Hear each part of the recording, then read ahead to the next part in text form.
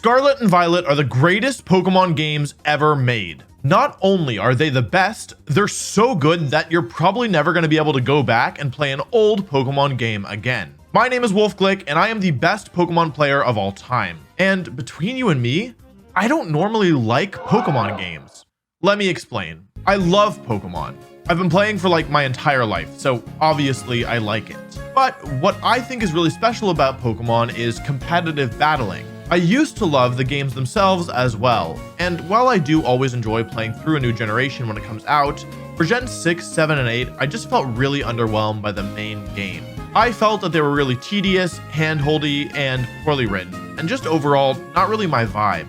And I thought to myself, that's okay, you probably aren't the target audience for this. And to be honest, that's kind of how I expected Scarlet and Violet to go. I have never been so wrong in my entire life. I'm gonna break this review into different sections, and as I promised in the title, I won't be discussing any spoiler content.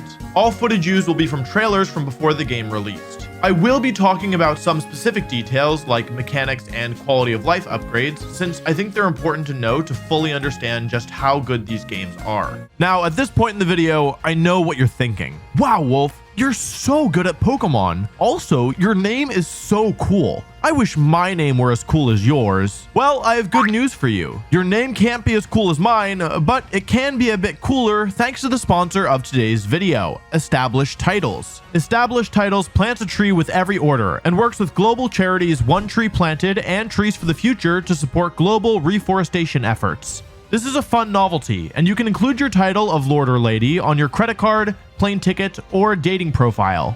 Title packs give you at least 1 square foot of dedicated land on a private estate in Edelston, Scotland, and an official certificate with a crest. The first 200 people purchasing a title pack using my link will effectively be next to my plot, within a few minutes of walking distance. Depending on how many of you want to become a lord or a lady, we can build our little WolfeyVGC kingdom. I think it's a really funny concept, and I love that it also goes towards a good cause. Plus, it makes an amazing last-minute gift. Established Titles is actually running a massive Black Friday sale right now. Plus, if you use the code Wolfey10, you get an additional 10% off. Go to establishedtitles.com/Wolfey10 to get your gifts now and help support the channel.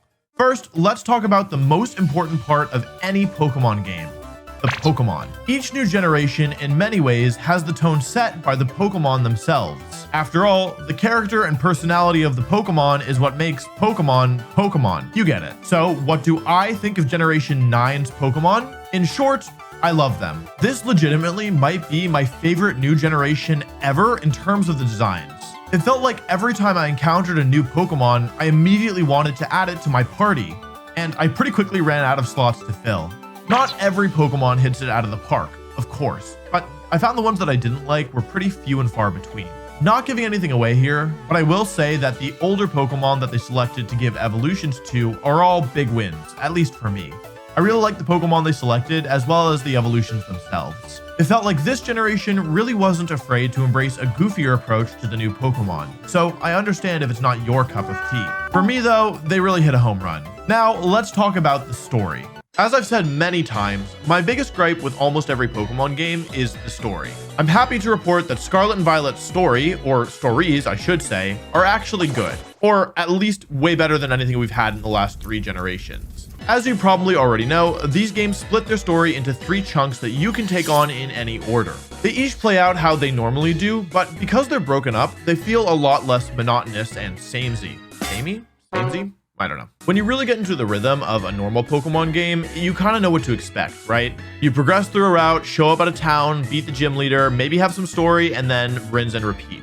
Each of the 3 stories individually is still guilty of this. They do play out in similar ways, but because there's 3 of them, to the player it just feels a lot less, I don't know, boring? You might still run into this problem if you decided to do each story independently of one another, completing one before starting the next, but I don't think that this really makes sense from a game perspective or from a fun perspective, so it shouldn't be that big of a deal. Let's talk about the plot. The plot feels loose and bare bones, but not in a lazy way. There's very few cutscenes, and they're spaced out really well and don't overstay their welcome. And the characters are actually pretty well written, or at least better than they're normally written. The bar is so low that I'm probably grading on a curve here. But I truly believe that our main rival Pneumonia is the best written rival we've had since N. And more importantly, the characters are actually likable again, which is a pretty big deal. As a side note, I really like the gym leaders this generation. There's one in particular that I think is just so funny, and overall, they do a good job of conveying personality without being too annoying. I even found myself actually liking Iono, which might have something to do with the lack of voice acting. Speaking of things that I like, I would really like it if you subscribed. I'm going to be putting out a ton of Scarlet and Violet content, like 4 videos a week. And whether you want to watch a bunch of fun Pokemon content or you're trying to be the best in the world, you're going to want to keep your eye on this channel and my secret channel. I've got some massive videos I'm going to be putting out, like finding the best Terra type for every single Pokemon in the game, or how to use every Pokemon in the game competitively, as well as some pretty big projects like opening a Pokemon gym in real life. Lots of people think they're subscribed, but they actually aren't, so I'd recommend at the very least double checking. Now, let's talk about the open world. Let's discuss the question on everyone's minds. Is the open world fun to explore? Yes, but it's not just fun, it is essential. Very early on, the game sets the precedent that exploring is worth your time. Once you set off on your adventure, you're given free reign to go anywhere and do anything. You can even use Fly right from the very beginning of the game, whereas past games made you get like 5 gym badges first. But you're not going to be using it too much anyway, because the rewards you get from exploring are just too good to pass up. Within an hour of playing, I already had a full team of 6 new Pokemon. There's just so much to discover. On a side note, this tutorial is by far the least intrusive of any in the series. It goes by pretty quickly and it's overall pretty fun. Most importantly, you get put into the action of the game really early on, and so it's not the biggest deal for the game as a whole, but it does make the beginning much more enjoyable. While it's not always clear where you're supposed to go next, I never got frustrated because I knew exploring enough would get me there eventually. Part of the genius of Breath of the Wild is that it spreads its content evenly across the entire map. The brilliance of this is that by spreading everything out, no matter where you are in the map, you're in the right place. Despite having open world areas, Sword and Shield was far too linear. I mean, the wild area was basically a couple conjoined circles with some islands in the middle. Scarlet and Violet deliver on their open world promise. These games have also applied some of the mechanics that made Legends Arceus so much fun. The Locomotion in particular is fantastic. If you've never played Legends Arceus, you are in for a real treat here. It's ride Pokemon completely perfected. In Legends Arceus, you switch between one of 5 different ride Pokemon that each have a unique skill set. Here, you have one Pokemon that can do everything, making traversal far more intuitive. There's a few other things that are carried over from Legends Arceus. Picking up items doesn't completely stop you in your track like it used to in past mainline entries. Every time you catch or defeat a Pokemon, you get a resource that you can use to craft TMs. You can also get these resources via the new auto battle mechanic. You also get a little experience from this, but it's mainly a way to gather resources. Also, the game is just way less grindy. Random encounters are completely gone, and all trainer battles are optional. These have been core mechanics of the Pokemon series from the very beginning. After years of begging Game Freak to modernize the series, they finally did it. Now, I wish I could speak on the 4-player co-op, but between you and me, I haven't actually been able to experience it. Maybe that makes it sound like, I don't know, there was like a problem with the game, but the truth is that I have just been grinding like an absolute sweaty gamer since the game released, and I kind of forgot about it. I will definitely be playing it in the future. I will say that the fact that I'm enjoying the game this much without even experiencing one of the main new things that they've added really makes me excited for when I do go through and play with it. I'm sure my friends and I will spend a ton of time in the Max Raid Terra Den Dynamax Gigantamax Den adventure. You know what I'm talking about. I played with the computers and even that was fun.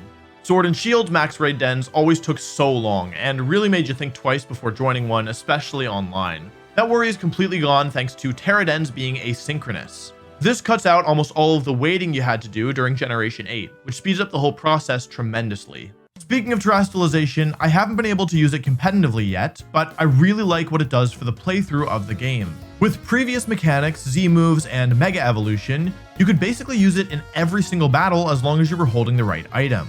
That meant you could obliterate any wild Pokemon or any trainer on any route whenever you wanted.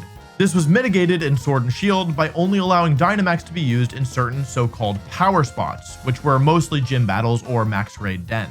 Scarlet and Violet have come up with an even better solution by making you recharge your Terra Orb at a Pokemon Center between uses. This way, you can use the Generations gimmick whenever you want, but you have to actually go out of your way to make sure it's charged in between uses, which encourages the player to use it sparingly. This might seem annoying, but I actually personally really like it because I think it allows it to be a bigger part of your playthroughs without just being super overpowered. Okay, I don't think this would be a very fair review if I didn't talk about what I didn't like. There's not that much though.